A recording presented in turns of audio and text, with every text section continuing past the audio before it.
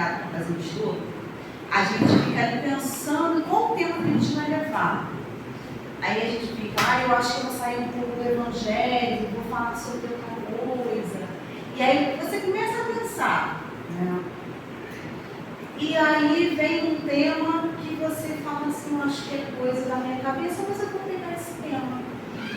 E quando chega aqui, parece que tudo vai se encadeando para que aquele tema seja bem desenvolvido. A espiritualidade abençoe. Ana, uma perguntinha. Se eu desencarnar para todos vocês, se eu desencarnar aqui no centro espírita de Nervoso, eu sou a rebolida bem do outro lado. Tem que ser, gente, porque a gente está aqui, olha a gente fazendo barganhas com a espiritualidade. Dá um pouquinho de nervoso, eu estava sentada ali pensando, porque a gente tem que racionalizar os nossos sentimentos. E aí eu comecei a me perguntar por que toda vez esse nervosismo todo, eu não sei se o pessoal já faz há mais tempo, se ainda continua o nervosismo toda vez. E aí a gente estava ali conversando ali fora, e a colega disse, mas você é professora. E eu comecei a refletir sobre a questão não é a vergonha do público, a questão é a vergonha nossa, é a gente com a espiritualidade. A gente se questiona, será que eu estou fazendo certo? Será que está legal? E aí a gente entra no nosso tema. A Ana falou na leitura, uma frase que ficou foi: o amanhã sempre virá. Lembra que o amanhã, mais ou menos isso, né? O amanhã sempre virá. E na prece dela, ela fala sobre o desespero. E quando eu fui pensar no tema, me veio a leitura de Emmanuel, do livro Fonte Viva, a lição número 88, Caindo em Si. E essa leitura, ele vai lá em Lucas, ele começa assim: caindo em si, caindo, porém, em si, está em Lucas 15, 17. Esse trecho, ele retira lá da parábola do filho pródigo, ou a parábola dos 2 filhos, ou a parábola do pai misericordioso. São tantos nomes que hoje dão para essa parábola, porque são tantas vertentes pelas quais a gente pode analisá-la, né?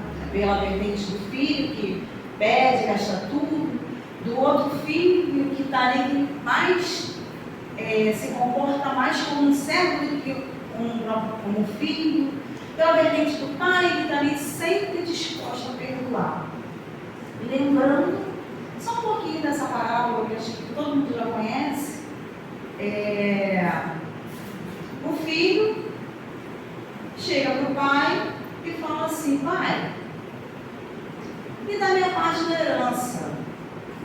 O pai vai, não questiona muito, Jesus não conta para a gente se o pai questionou, né? O pai vai e faz a vontade do filho. O filho vai, recebe a parte da herança, sai e vai para o mundo.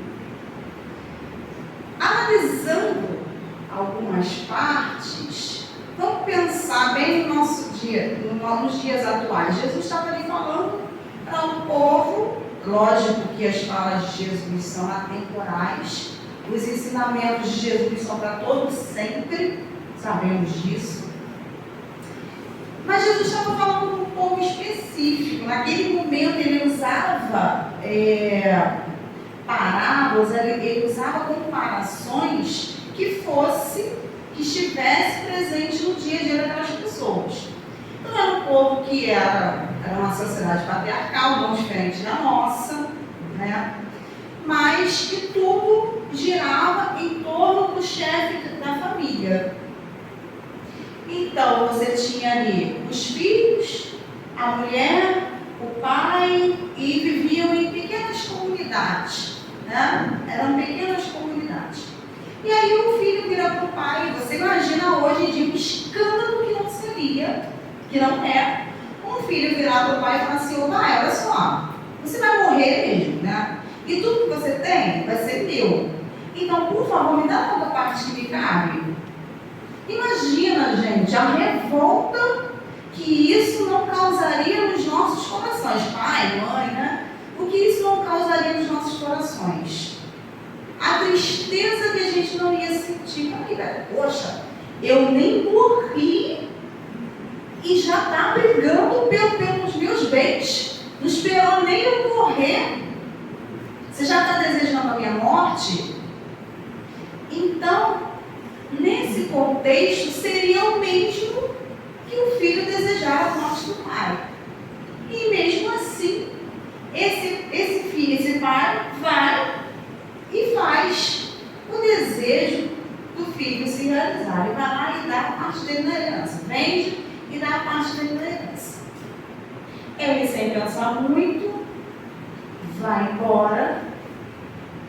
Vai, agora não vou pensar, não vou comprar terras, não vou investir meu dinheiro, não vou colocar lá naquela poupança não precisa todo mundo sabe poupança não, mas não vou colocar lá naquele investimento. Ele sai, ele pega aquilo que ele recebeu, vai para o mundo material e gasta tudo. Com mulheres, bebidas, diversões. Muito diferente da gente, né? A gente não faz nada disso, né? A gente recebe os nossos talentos, a gente sai da espiritualidade, estava falando disso no estudo, a gente sai da espiritualidade se achando os maiorais. A gente chega lá na espiritualidade, na hora de fazer o planejamento reencarnatório, ó, pode mandar tudo. Manda que eu aguento, não foi? A gente estava falando sobre isso. Manda que eu mato nos peitos, eu aguento tudo. E aí, é lógico que dependendo da nossa necessidade, a gente vai receber dons específicos. E a força necessária para transpor as nossas dificuldades. Mas aí, a gente faz igual o filho pródigo. A gente vem, chega aqui, ai, poxa, aquela casa, queria muito comprar uma casa de frente do mar Itaipuaçu, na Barra. Eu acho que eu vou viver para comprar, para adquirir isso. Aí depois que adquire, que nada contra bens materiais, tá? Que a gente precisa, então no encarnado a gente precisa. Ai, poxa, mas a minha vizinha tem um cabelo assim, assado, eu quero viver, eu quero aquilo ali. Aí eu vou olhando coisas e eu vou só vivendo para o mundo material, só vivendo para as coisas materiais. E aí esse filho, chega um momento que depois que ele gastou tudo, ele falou: o que eu faço agora? Chegou lá no fundo do poço, vou tratar de porcos. Sabe aquela história do Tiririca que ele mentiu pra gente, que ele falou que pior que estava não ficava? E ficou. Foi esse momento em que o filho acabou tudo, desperdiçou todos os dons, todo o dinheiro que ele tinha, e ele falou: oh, meu Deus, agora eu vou ter que cuidar de porcos. E foi. Se humilhou, foi cuidar de algo que na cultura deles era impuro, se tornou impuro por cuidar ali, e se humilhou a ponto de pedir que o dono daqueles porcos desse para ele aquelas vagens que os porcos comiam para que ele saciasse a sua fome. Olha o fundo do poço, gente. E aí foi negado. E aí ele teve um momento de virada de chave. Ele caiu em si e pensou: bom, na casa do meu pai, os servos se alimentam muito melhor. Aí ele traçou um plano na cabeça dele: eu vou voltar e foi dizer: Pai, pequei contra o céu e contra ti, não sou mais digno de ser chamado teu filho, me perdoa, permita que eu seja um empregado seu. Ele tinha noção daquilo que ele fez. Quando ele pede os bens, ele sabia exatamente o que ele estava fazendo.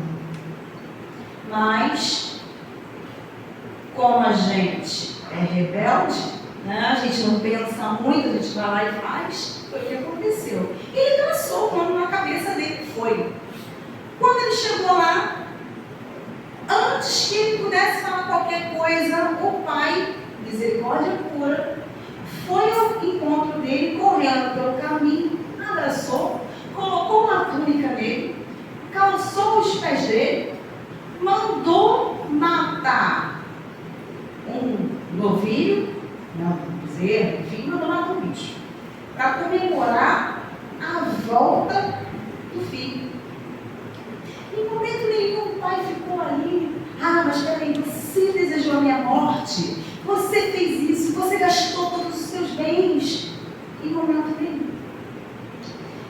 E aí Emmanuel nos traz 4 personagens do Evangelho que tiveram esse momento de virada, esse momento de cair em si. 4 personagens. A primeira delas é Judas.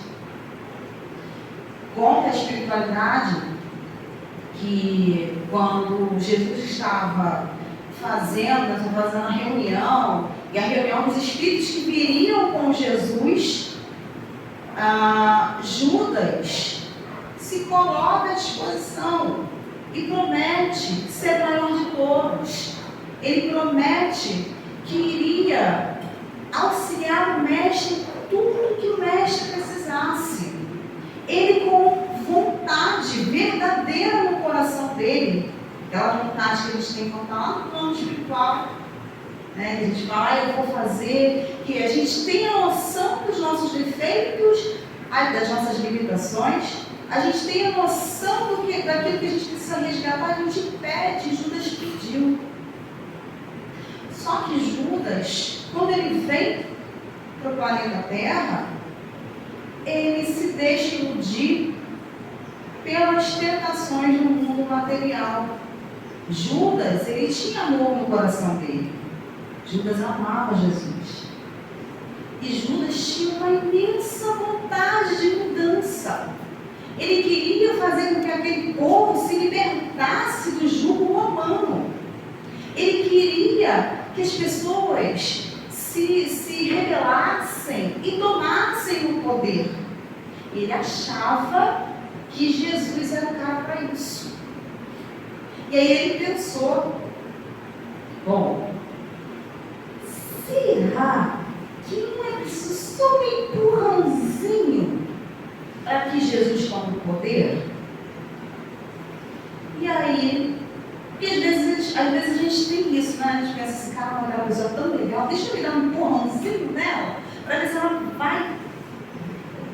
E a intenção de Jesus, de Judas, não era a intenção do mal.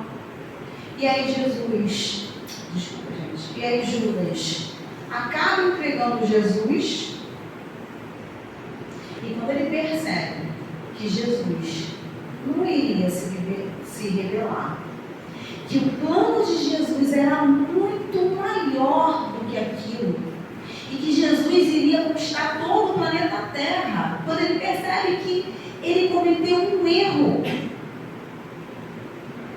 ele se deixa abater pelo desespero. Quando ele percebe o que ele tinha feito com Jesus, ele não se perdoa.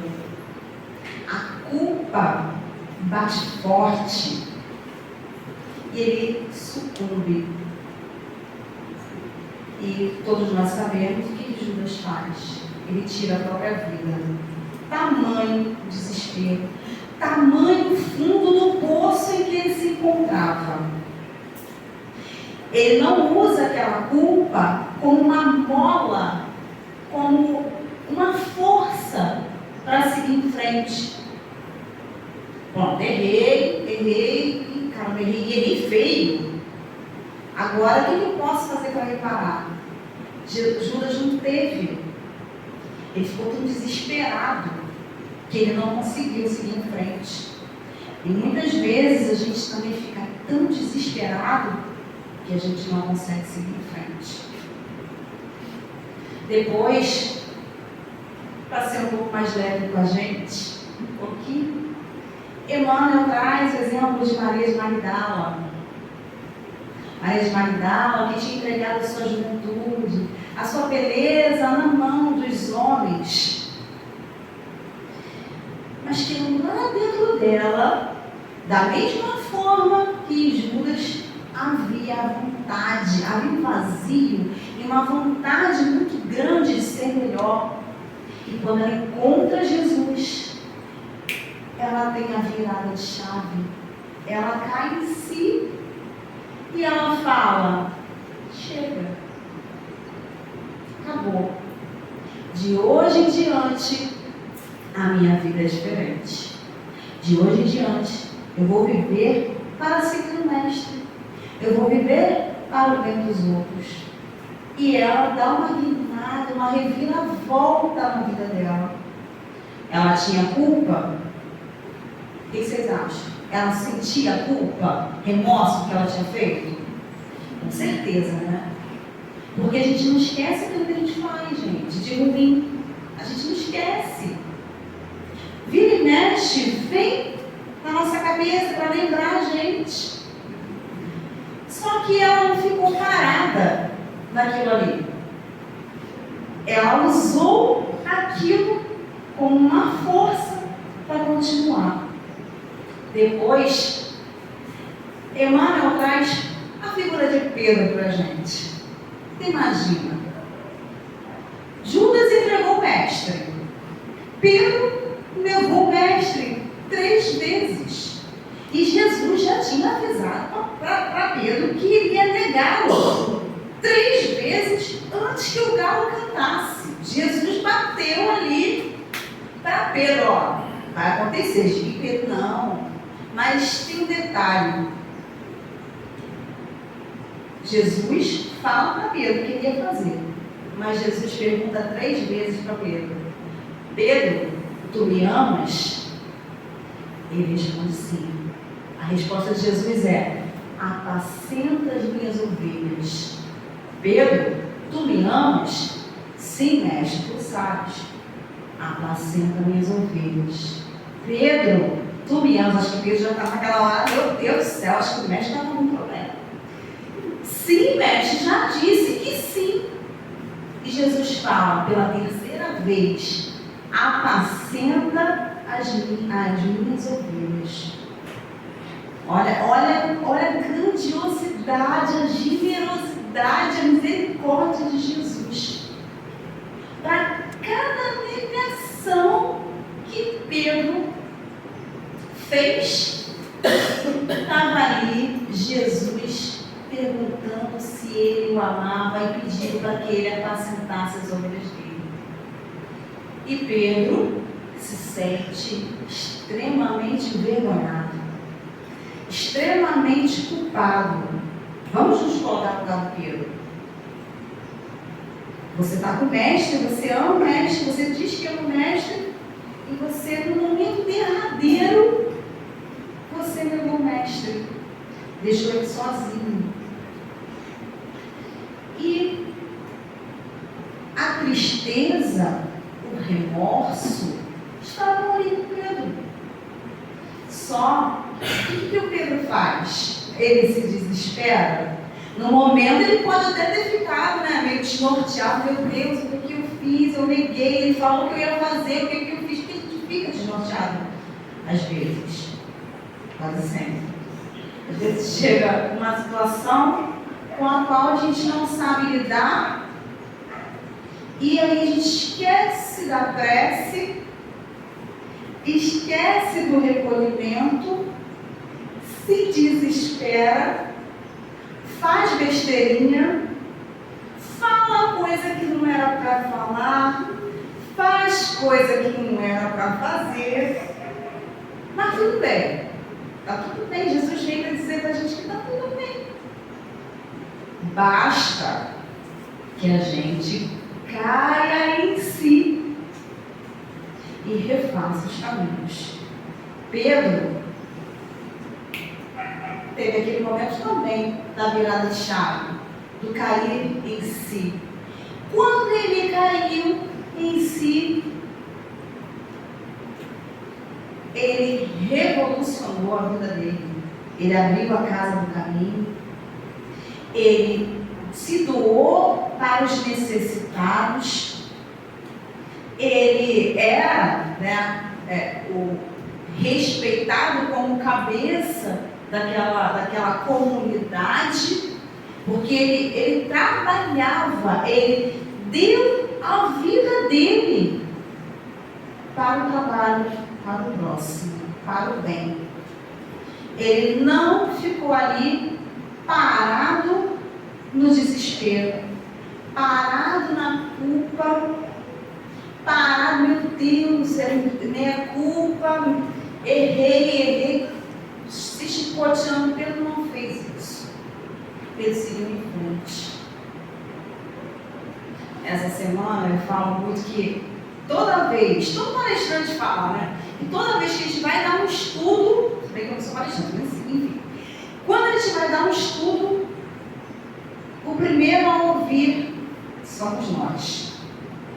E a gente ainda tem muitas limitações. Essa semana foi engraçada, só um parênteses aqui para vocês verem como é que é difícil para a gente.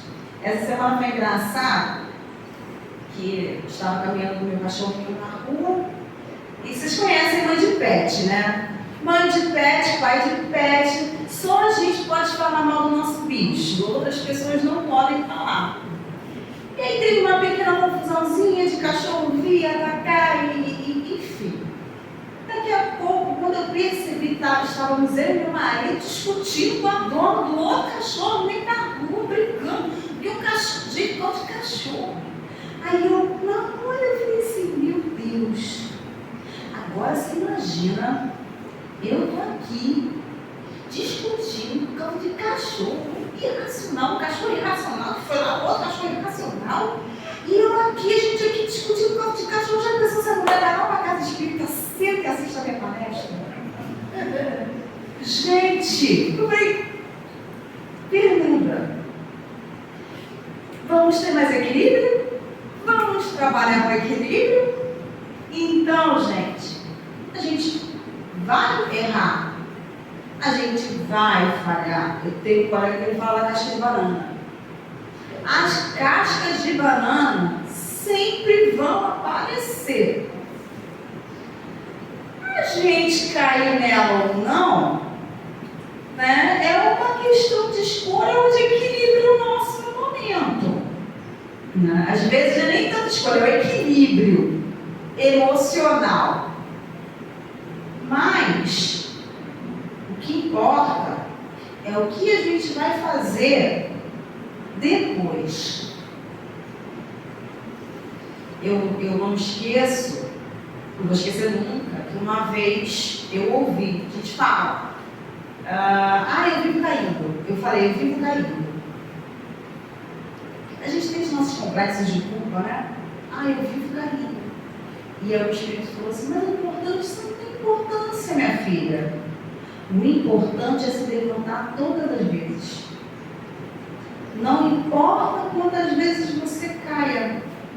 O importante são todas as vezes em que você consegue se levantar. E aí, Emmanuel traz a nossa quarta personagem do Evangelho. Paulo. Judas entregou Jesus. Pedro negou. Maria de Magdala tinha a vida pregressa, né? E Paulo, enquanto Saulo, fazia o que, gente? Perseguia os cristãos.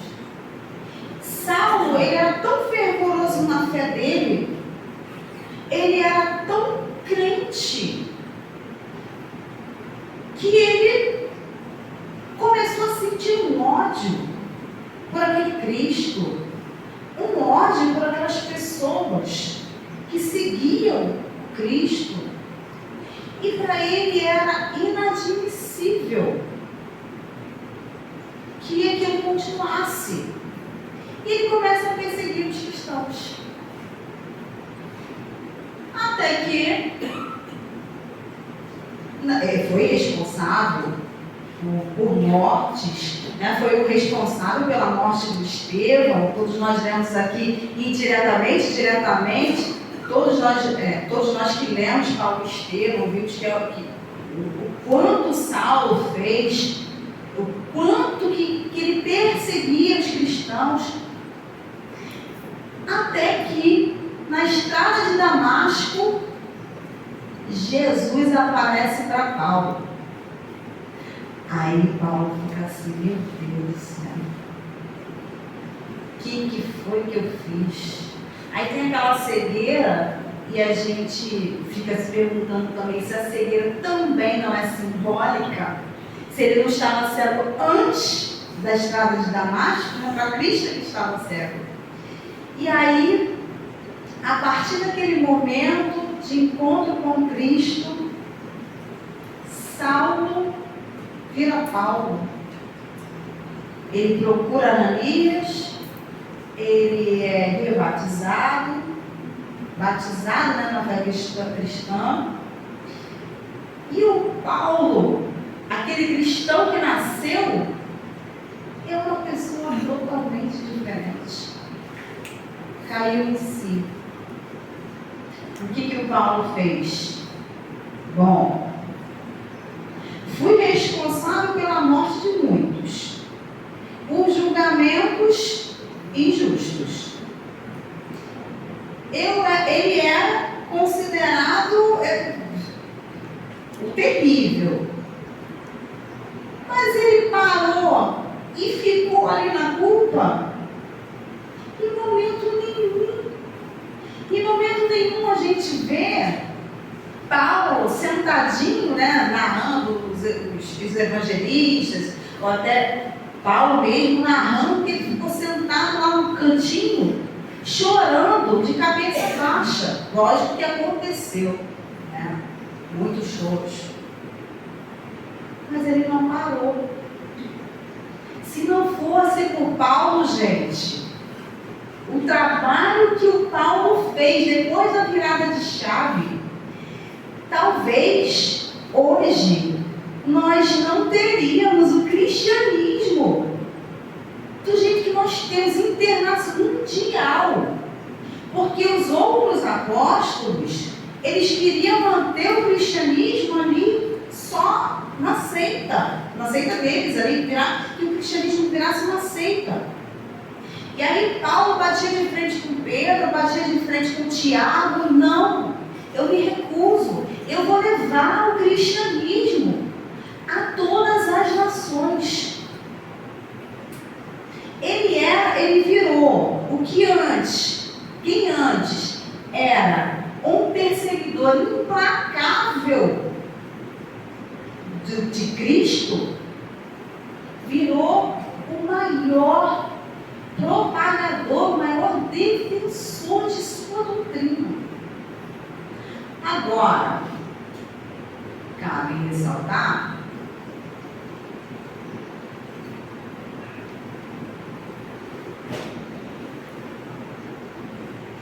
que a vida dele não foi fácil. A vida dele não foi fácil. Quando Paulo era Saulo, podia ser até que ele tivesse uma vida fácil. Ele estava lá cercado de regalias, tinha servos, a família dele sentia orgulho dele. A família, né, ele era visto como alguém poderoso, então ele tinha o status naquela sociedade também, ele tinha poder, ele tinha o amor, tudo isso antes do Cristo. Aí o Cristo vem e tira tudo dele. Todas as ilusões terrenas o Cristo tira de Paulo. O amor volta para a parte espiritual. ele perde o status que ele tinha naquela sociedade. O pai, a família vira as costas para o Paulo. A irmã que vai visitar assim, não com a verdade, não com sinceridade, ela acha que Paulo está louco. Então aquela pessoa que tinha todo o poder, todo o respeito, virou uma pessoa louca aos olhos da sociedade. Foi perseguido, da mesma forma que perseguiu,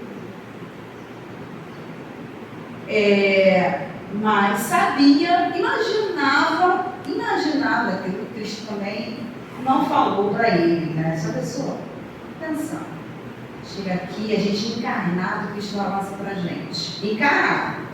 Olha só, você vai passar por perseguição, você vai conviver com pessoas que você não gosta muito, que são estranhas a você. Você vai passar por uma vida de dificuldade, vai ter recursos escassos, tudo bem? Pessoal, e carnal você vai fazer Jesus. Deixa para a próxima, não vai? Acho que dessa vez não vai dar, não. A gente não faz isso? Às vezes tem aquela situação com aquela pessoa que você tem que resolver, que você também não é um alecrim dourado. Você também tem defeitos, tem limitações. E aí você, não, eu não quero resolver. Vou deixar para a próxima. Não vou porque vou ter que trabalhar o orgulho, vou ter que trabalhar a vaidade, não quero, vou deixar. A gente faz isso. Mas graças a Deus, a espiritualidade nos dá as condições necessárias, vão trabalhando ali para que a gente consiga resolver nessa própria encarnação. Então, Paulo, pelo que ele fez passar o outro, ele sabia que o que vinha para ele não seria brincadeira. E ele não desistiu. Ele não se quedou. Ele não se permitiu a estagnação da culpa, a estagnação do remorso. Nem ele, nem Maria de Magdala, nem Pedro. Cabe ressaltar que Judas, mais tarde, volta ao plano carnal e consegue reparar as suas falhas, os seus erros. E aí, o que a gente tem? O que fica para nós? Que Deus, assim como aquele pai que estava lá de braços abertos, que não ficou parado, que saiu correndo, ele foi em movimento ao encontro do filho. Assim como esse pai, Deus nunca está pobre de misericórdia. Ele nos dá todas as chances necessárias. A gente falha, a gente erra, mas como leu a Ana, o amanhã sempre acontece. O amanhã sempre vem. E aí, por mais que as situações pareçam difíceis, a gente tem essa dádiva. A gente precisa fazer esse movimento de cair em si. Com que frequência? Com que frequência que eu preciso cair? Com que frequência eu preciso refletir sobre mim mesma? Como já disse um sábio da antiguidade, Santo Agostinho, nos ensina que todas as noites devemos fazer um exame de consciência. Todas as noites devemos nos perguntar sobre o que fizemos naquele dia. Se foi bom, se foi útil, se eu usei todas as minhas capacidades, todos os meus bens para o bem, todos os meus recursos para o bem. E aí, geralmente, quando a gente vai deitar, geralmente a gente fica assim, caramba, hoje eu falei de manhã que eu ia ser mais paciente, falei. Mas a primeira pessoa que passou, eu já fiquei estressada, eu não queria saber, a pessoa veio com uma energia tão pesada, que eu já estava lá bufando, Senhor, caindo.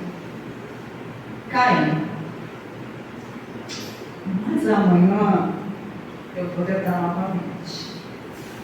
Não é uma desculpa, é uma ferramenta para que a gente não fique parado na culpa, para que a gente não fique parado no remorso. Quando eu comecei a falar, eu falei para vocês desse sentimento de estar aqui na frente. Eu parei para refletir e vi que não eram vocês, não era o medo de vocês, digamos assim, mas é a nossa própria consciência nos cobrando. E aí você pergunta, caramba, mas será que a minha semana foi tranquila? Será que a nossa semana nunca vai ser tranquila, paz 100%? Será que eu soube lidar com as minhas emoções, com os meus desequilíbrios emocionais durante a semana para estar hoje aqui na frente falando? Não, gente, não soube. Teve horas que sim, tiveram horas que não. Mas eu posso ficar sentada ali, tendo uma crise existencial, porque eu não consegui fazer 50%, não vou falar 100% não, porque aí já seria demais, mas nem 30% daquilo que eu deveria ter feito. Não posso. Eu vou ficar ali sentado, estagnado, a gente vai fazer isso, ficar estagnado na nossa vida, porque a gente não está conseguindo fazer. Não. A gente precisa ter a consciência, e graças a Deus que a gente consegue fazer esse exame de reflexão, porque é necessário que se a gente achar que a gente é perfeito, que a gente consegue fazer tudo, que a gente não tem erros, que a gente não tem limitações, se a gente está achando isso sobre nós mesmos, a gente precisa procurar uma ajuda. Porque todos nós temos a mesma dificuldade. Ontem, no estudo do GEOC, a gente estava falando sobre, o Sérgio colocou a questão da preguiça. Que o Emmanuel fala que a gente é negligente, nós espíritas somos negligentes. E André Luiz fala que nós somos preguiçosos. E eu concordei quando ele fala que a palavra negligente soa um pouco forte. A preguiça a gente gosta mais, estamos chamando de preguiçosa, não chamamos de negligente. A gente acaba sendo negligente com a doutrina, a gente está sendo negligente. Está sendo negligente com os dons que recebemos. Estamos sendo negligentes com os talentos que recebemos. Mas a gente prefere amenizar. Né? E aí, eu falando da dificuldade de vir para cá, eu falei, caramba, eu vou ter que ir lá no GECAL, é difícil. E da dificuldade de ir para outros centros também, eu tomei um tapa na cara. Eu gosto da espiritualidade, ela sempre faz isso comigo. Uma senhora que estava passando, estava estudando com a gente, falou assim: Fernanda, eu não te conheço, mas eu posso te contar uma coisa. Há alguns anos atrás, eu ia para o estudo, para a casa espírita, não tinha luz na rua. Eu tinha que ir com um lampião, era tudo uma escuridão. Eu ia com o lampião a pé, andava 3 quilômetros a pé. Lembra daquelas histórias que nossos pais falavam? Na minha época, eu usava o meu caderno, eu botava um saco de arroz, atravessava o rio, nada. Aí ela contando, eu ia a pé para o centro espírita, 3 quilômetros, com a lamparina na mão, tudo era barro, mas eu ia. Hoje, eu tenho limitações físicas, Uber não quer me pegar, ônibus eu não consigo pegar, e eu gostaria muito de poder ir para a casa espírita. Eu gostaria muito de poder visitar uma colega minha que está numa casa de idosos, e eu não consigo. Eu gostaria de exercitar mais a caridade, eu não consigo porque as minhas limitações físicas não me permitem. Gente, a minha cara foi um choque, porque eu tenho todas as possibilidades. Eu não tenho limitação física, ainda tenho a juventude, que às vezes eu pareço uma senhorinha bem velhinha que não quer fazer nada, mas não sou. E não aproveito. Meu Deus. Falei, gente, mas amanhã eu vou feliz, contente, sorrindo, cantando, no vermelhinho, no calor pro GK. Eu vou agarrar essa oportunidade. É necessário. Às vezes a gente tem todas as possibilidades e a gente não faz.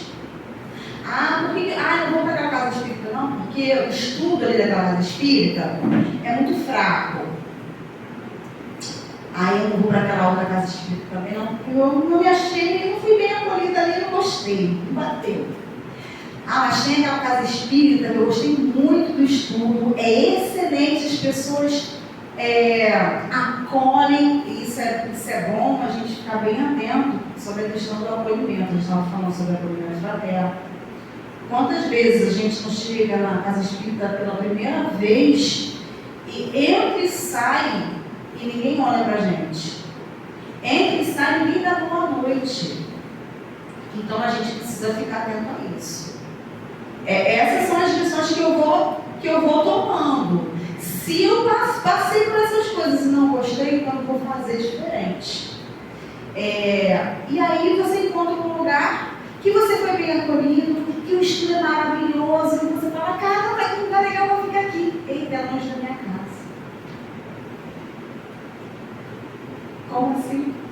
Então o que você quer? Acho que a espiritualidade viria, se a espiritualidade tivesse a mesma paciência que a minha, viria para mim e falava assim, você quer o quê? Fala para mim. Onde é que você quer ir? O que você quer que a gente faça por você? Quer que a gente dê a mão? Quer que a gente leve no colo? Vai expressar a existência inteira? Vai pegar os dons que recebeu e vai jogar no lixo? Vai enterrar?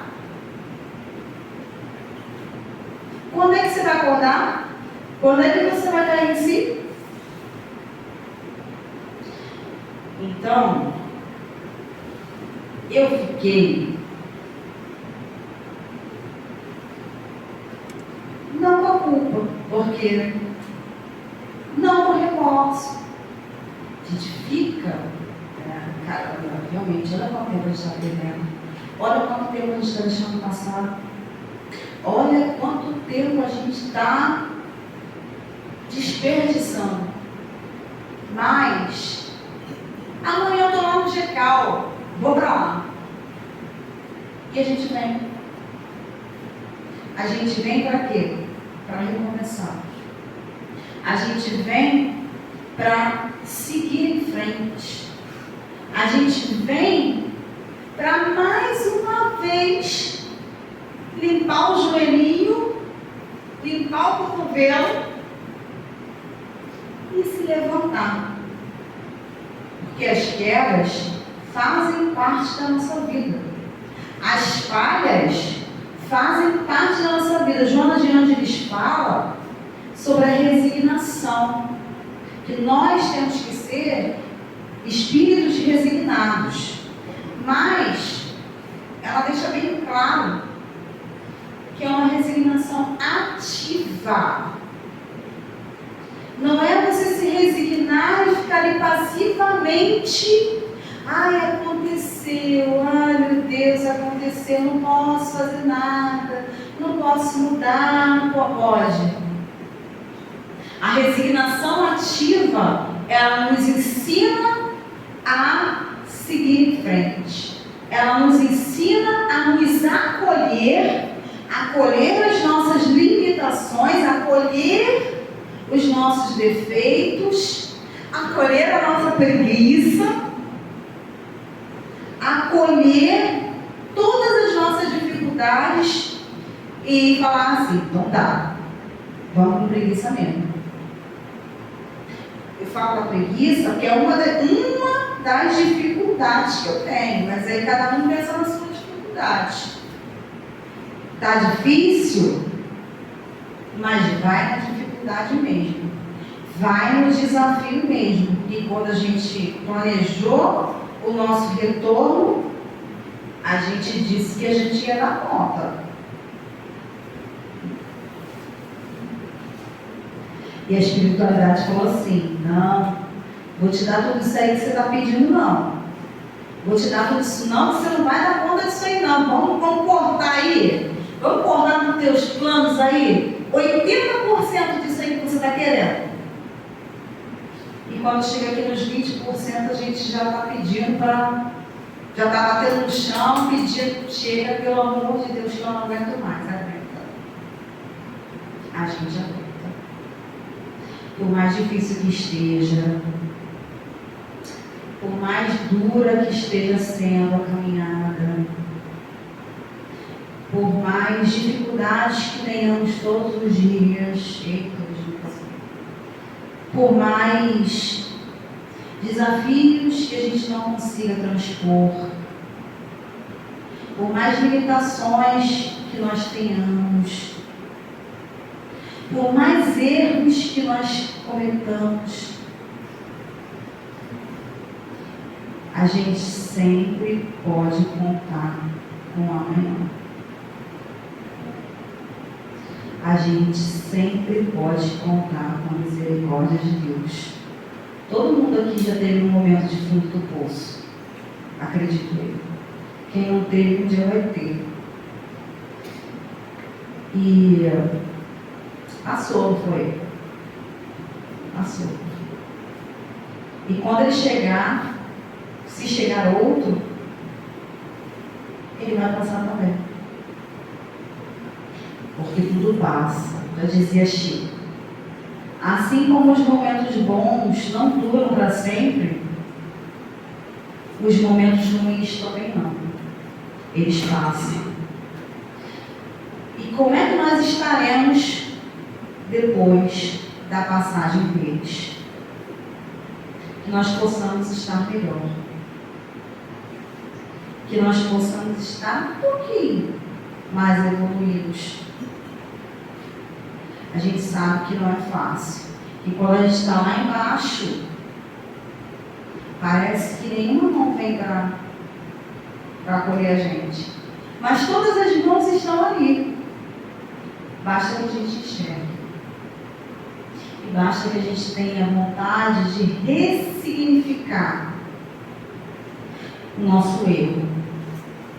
Ressignificar as nossas limitações. Maria de Magdala ressignificou os erros dela.